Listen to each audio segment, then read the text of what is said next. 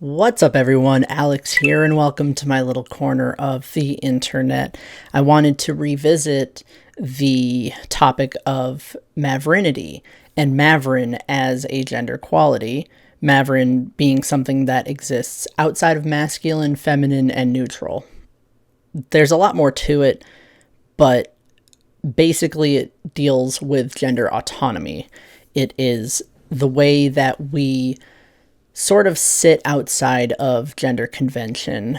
Maverick is a very common Maverine gender that exists outside of all convention, but is still strongly gendered and lacks gender apathy, which is those are the defining features of a Maverine gender, pretty much.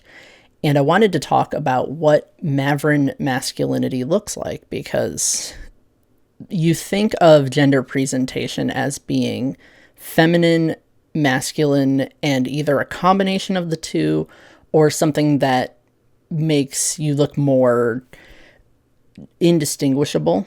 So you have androgyny, which is the combination of masculine and feminine, and then there is epicene, which is neutrality and lack of gender distinction. Maverine sits outside of this sort of quaternary group of gender qualities, so outside of conventional, and that can mean a lot of things to a lot of different people. So for me, Maverine masculinity is the recontextualizing of masculinity, turning it into my own personal gender presentation or expression that does not fit gender convention. Over the past several years, since I came out as transgender, traditional masculinity never felt like anything that was like attainable for me. It never felt like a realistic expectation that I could fill. It didn't feel like my role in society could be filled by masculinity that I attempted to perform. It seemed unreachable. It seemed like something that just didn't really fit my gender experience. I did start out, after I came out as transgender, as a transgender man, I was very obsessed with masculinity and what masculinity meant for me. I used it as sort of a way to validate my gender. I kind of felt like a faker if I wasn't masculine enough. So I was a very masculine, very binary transgender man. But over time, masculinity became a little more flexible. I was a little more loose with masculinity because I had been on testosterone for long enough that I passed as a man and could pass as a gender non-conforming man. Dabbling in anything that wasn't masculine wasn't risky to me. It wouldn't make people mistake me for something else. So I went from very strict masculinity to loose masculinity into neutral feminine, and I was experimenting a lot more with gender and expression. I didn't see masculinity as an intrinsic part of my identity so much that I would use the transmasculine label. I have always rejected the transmasculine label, even though I technically do fit the definition of transmasculine, because trans men are automatically transmasc just by definition. That's how it's always been viewed. Transmasculine has always been the umbrella under which trans men fit, but for me, that never felt right. Like, I'm still a transgender man. I feel like I'm always going to be, but transmasculine just isn't the term for me, and I don't use it. And this is the disidentification aspect of the Maverine quality. It means that you are taking a term that technically fits your experience and then rejecting it and saying, like, I know I fall under this technically, but I don't want to call myself that.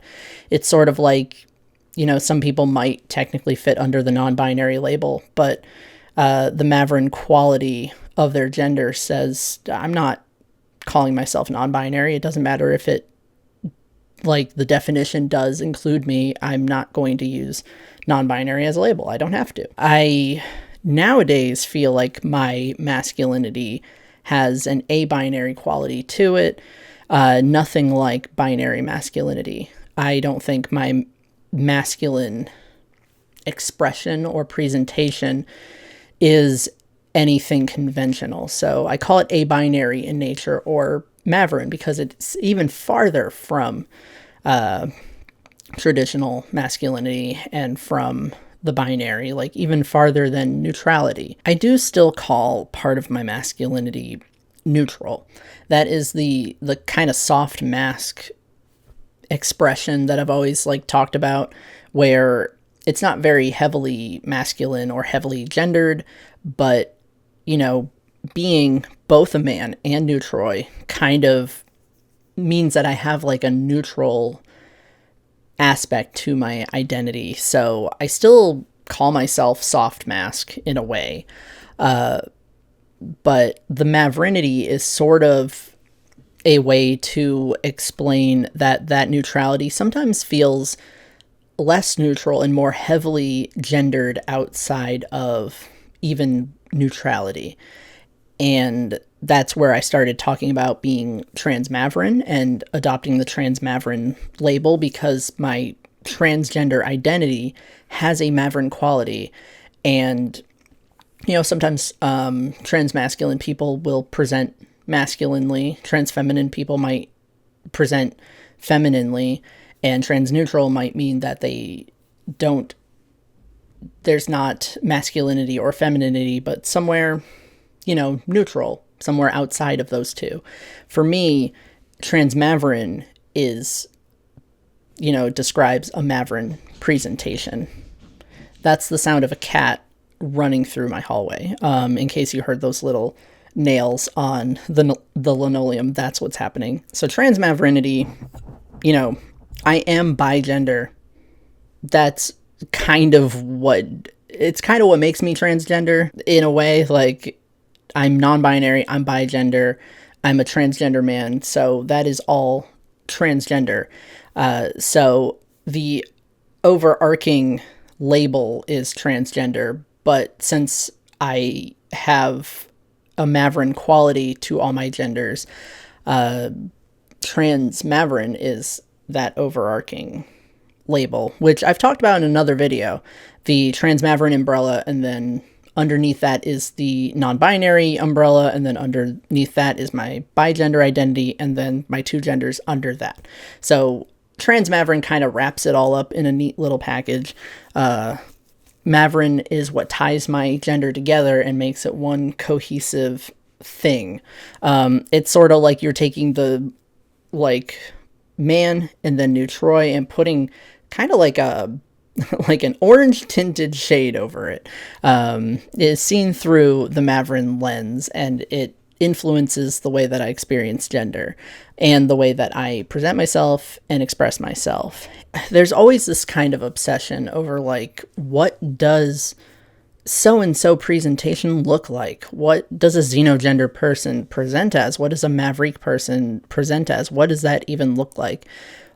Maverinity does not have a look. Pretty much I look the way I want to look, and I will call it mavrin or abinary or neutral. And even if I'm presenting in a way that's more masculine, more feminine, more neutral, I still call it mavrin, because I still see it as a part of my trans mavrin identity. I'm presenting trans mavrin. So that's what I call it. As for the neutroy part of my identity, maverinity does exist outside of neutrality, but I'm also neutroy, and that's always felt like sort of a gray area. But I don't think that neutroy, I don't think that there's something else there, really, something not neutral, something more mavrin. I don't think my other gender is maverick instead of neutroy. I don't think that it's like some other kind of otherin gender. It still exists there and is still influenced by the mavrin quality, but it also sort of exists separate from maverinity because it is neutral, and by definition, maverin's not neutral. So it still just kind of exists. I don't have an explanation for it. I could call it anything, and I mean, it's just sort of there. I didn't put it there.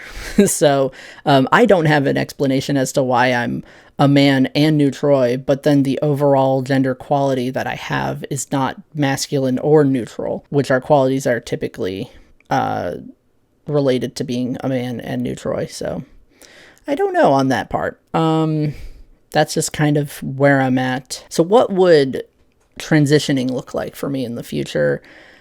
I'd still be on testosterone and still want to transition in a masculine way and pretty much as masculine as possible, like body-wise, because I want to be able to pass as a man in this crazy-ass society where, like, I'm kind of expected to be one of very few roles societally. So, I don't know why I said societally, that's socially.